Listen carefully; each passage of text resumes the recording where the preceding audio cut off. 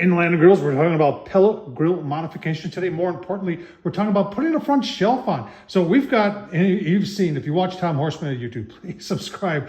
I do a lot of modifications to the grills. We've got the original 1052B here, Smoke Beast, and we got the brand new 1052B here. And we put this one on, and a lot of people like watching this stuff, but when it comes to doing it themselves, they always say, well, Tom, I don't have the ability to have the wood. I've got just some scrap wood and then some folding brackets, shelf brackets that I got off of Amazon. But people are saying, could you make it a little bit simple, a little bit more simplified? So our friends from Weber there on the Searwood have a folding shelf. That guy right there that fits on the Weber Searwood. So I went looking on Amazon. I found another company that makes them that's cheaper.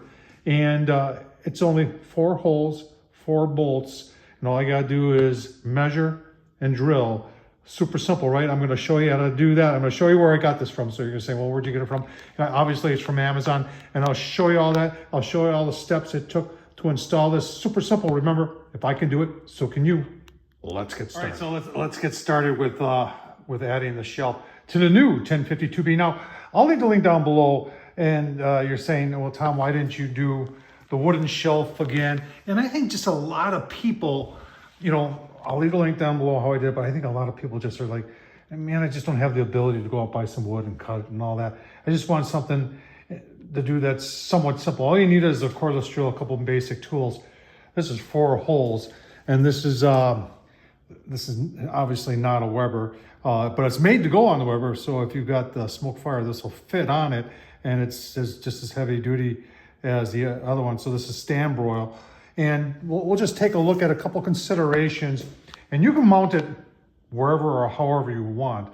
I'm just going to walk you through how I made my decision as to where to mount it. All right, so here it is. It was 75 bucks. And you're saying, well, I don't want to pay that much. Well, if you only want to drill 4 holes and you want to get something that's heavy duty, I don't think this is a bad price considering what you get. And having a pellet grill without a front shelf is, well, that's just not something I would prefer to have. And I don't think it's anything you would prefer to have either. So let's go through the whole process of where I choose to put it. All right, so you can see where I chose to put it on the original 1052B, and I wanted to put it down low. A lot of people are tempted to want to put it up higher, like right here. But you got to remember the front handle. It's obvious that the front handle is now taken, whatever that distance is, probably about 5 inches away from this table. So putting it down lower, like here, just makes a whole lot of sense. So that's what we're gonna do. So I brought the table into the house, and I got it flipped upside down here in the kitchen. There's 2 little rubber washers that I already put on there. And I've got them kind of clamped so this would mimic how they go on. And I just want to show you what the dimensions are. So I've got it lined up for the center here, and we want to be in this far slot right here. And it looks like 21 3/8 is the distance between the holes that I want to drill. And I'm not going to drill them all at once. I'm going to drill probably just 2, one on one side, one on the other side, and then tighten things up a little bit, see how it fits. If I got to make some adjustments, the goal is to not make any adjustments. But you see how this is for when you got to put it the shelf on, because you actually have to slide this one, put the peg in, and then slide it back, and then tighten things up. And that's how it would go if you were putting it on the smoke, on the I just call it the smoke fire, the Searwood from Weber, is that you would have to do that. So let's show you where we're going to put them. And then let's get the drill. Here's a quick update here. I left the clamps on. I was kind of mock fitting them in. And guess what? They end up in the legs. Not the end of the world. You just have to get really long bolts, like 2.5 to 3 inch bolts to go all the way through the legs. It almost lined up really good with these. It's off by maybe a 1/2 inch. And if that was the case, then I would have had to get the longer one of these because they never would have worked. But I think what I'm going to do is I'm going to go back and I'm going to put it as low as I can in this area. This area goes inside the grill. So I think that's what I'm gonna, yeah, that is what I'm gonna do. It's still gonna work. It's just gonna be easier to do. And I like I said, I'm trying to make it as simple as you. Now we're drilling a lot of holes and we're getting some longer bolts, putting it down there. We'll just keep it down as low. It'll probably end up being right about here, which should work. But now we can get the drill on. All right, so here's our bracket. Remember, there is a right and a left. This peg always goes up.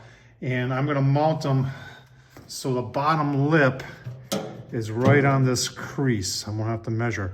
And remember what our distance here in between is, yeah, it's 21 3/8. So I think we're gonna drill the top ones. And there seems to be a lot more play with those. And there's some play with the bottom ones too. But let's get the top ones in, and then we'll try and fit it again.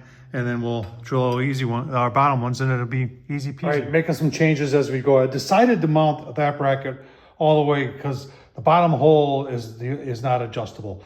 So I decided to put that in. I also did a little bit of forward thinking, and the other bracket you can see it's got a lot of adjustment in it.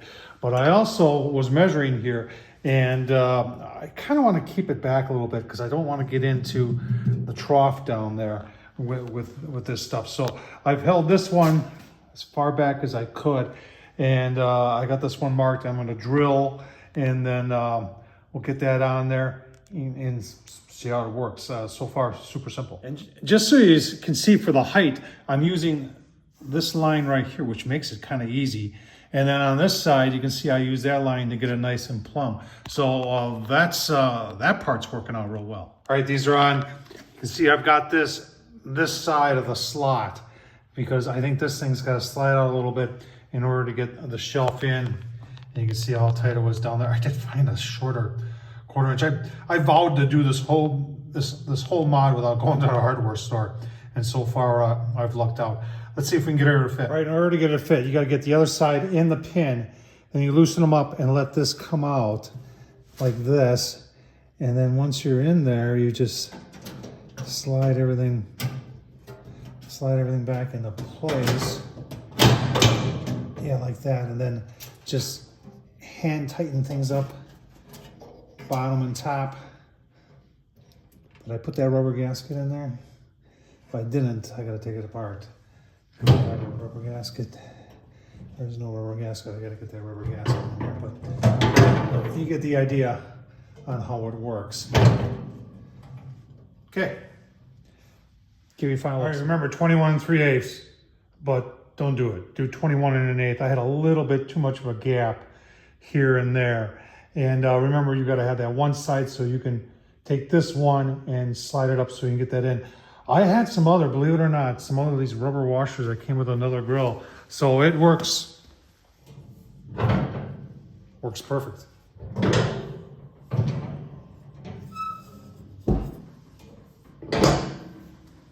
Would have preferred to have it down lower, but I tell you what, it's going to be fine just like that. I did clean up the inside. Make sure you do that too. Take a shop vac, get all the metal filings out of there. I did cut off those stainless steel bolts, as you can see there. And it is stainless steel. Yeah, I did nick a little bit there, so I could take a paint stick to that if I want, but I probably won't because that'll get covered in grease and that'll protect it from any rust. Hope this was helpful. Tom Horsman YouTube. You know, if you like the content, consider supporting the channel. Super thanks down below. Buy me a beer. Thanks for watching, folks.